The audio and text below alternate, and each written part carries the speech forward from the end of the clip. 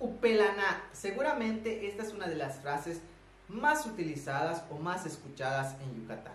Sin embargo, muchísimas personas las utilizan sin saber lo que realmente significa en maya, y precisamente es de lo que te vengo a hablar el día de hoy.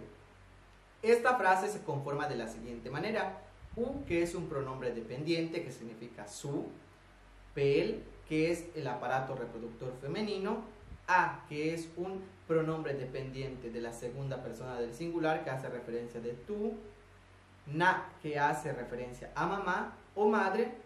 Y al traducir esta frase al español queda de la siguiente manera. Como pudiste observar, lo que realmente significa esto es un insulto hacia las mamás, haciéndole referencia a su aparato reproductor. Sin embargo, ¿qué ha pasado? A lo largo de los años, esto se ha convertido en una expresión cotidiana, y dependiendo del contexto o dependiendo de la manera en la que lo utilicen, adquiere un significado distinto dependiendo de la interpretación de la persona que lo utiliza o lo dice. Por ejemplo, cuando saludan a una persona, a un amigo, cuando se tropiezan, cuando les sale algo mal, cuando les marcan mucha tarea, cuando hacen alguna otra actividad. Y seguramente utilizan esta palabra un montonal de veces a lo largo del día.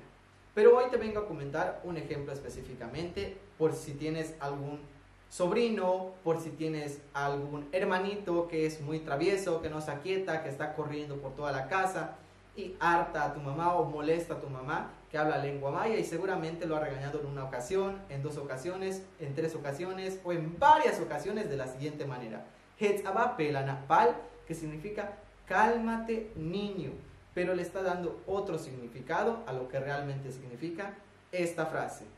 Ahora bien, ya sabes cuál es el significado real de esta frase en lengua maya, y que por el paso de los años ha adquirido diferentes significados o le dan diferentes significados por las personas que los utilizan dependiendo del contexto o la situación en las que las usen. Malo, canantaba, bueno, cuídate.